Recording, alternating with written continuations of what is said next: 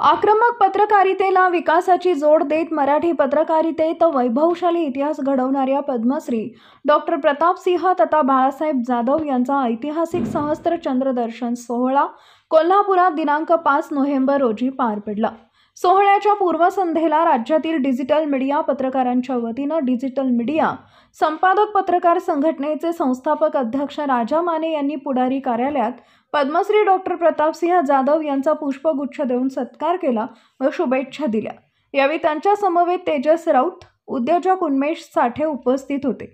पुढारी माध्यम समूहाचे अध्यक्ष डॉक्टर योगेशदादा जाधव यांचीही राजा माने यांनी सदिच्छा भेट घेतली।